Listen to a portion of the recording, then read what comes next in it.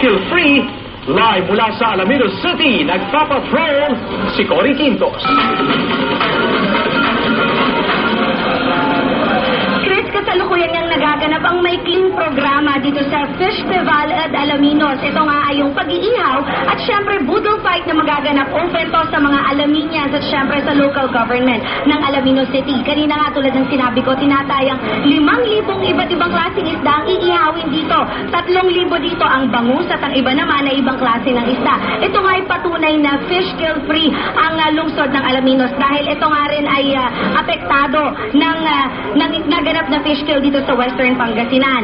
Ang budol fight naman na magaganap ay may habang 50 meters at ito ay pagsasaluhan niya mamaya ng ating mga kapamilya dito. At syempre, eto para sa ilan pang impormasyon kaugnay nga dito sa Festival at Alaminos, makakasama natin ng live ang ama ng lungsod ng Alaminos, walang iba kundi si Mayor Hernani Braganza, para bigyan pa tayo ng ilang impormasyon ukol nga dito sa Festival at Alaminos. Okay, good afternoon po, Mayor. Magandang hapon, Cory. Okay po, so Mayor, unang tanong po, bakit po ba natin ginaganap itong Festival at Alaminos?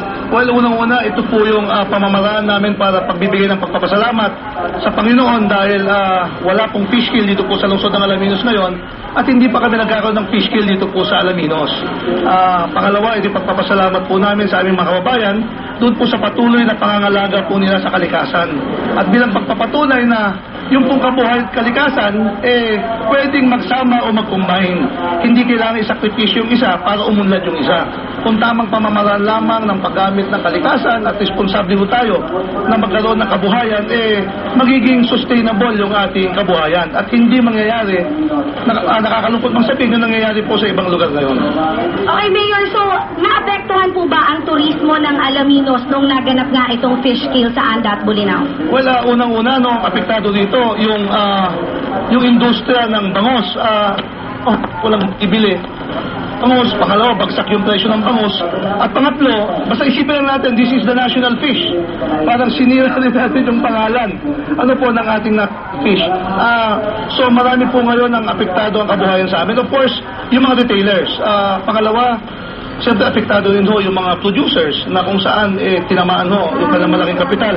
At higit sa lahat, Western Pangasinan nagsusupply ng almost 70% ng bangus ng Metro Manila. So apektado rin yung mga nanininda sa Manila, sa Tarlac, sa Baguio, sa La Union for that matter. At posibleng tumaas yung presyo ng bangus because kulang siyempre maging supply nito. Okay po, maraming salamat, Mayor. Mensahe po at imbitahan po natin ang mga nanonood ngayon na pwede pa ba silang humabol dito sa Reynoso Street sa Alaminos City? Well, actually, officially, mag-uumpisa po yung festival natin at 5:30 in the afternoon. Kung kayo po ay malapit lamang dito po sa lungsod ng Alaminos, magpasyalo kayo sa aming palengke sa Reynoso Street, pagitan po ng Nepo at saka Suki Market, para po makisaya, makiisa dito po sa ipagpapasalamat sa ating Panginoon na wala pong fish kill dito po sa aming lugar. Maraming salamat po at mabuhay po kayo. Okay po, maraming salamat, Mayor Nani.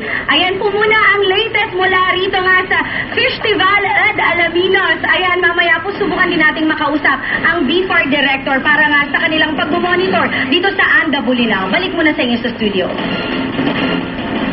Maraming salamat.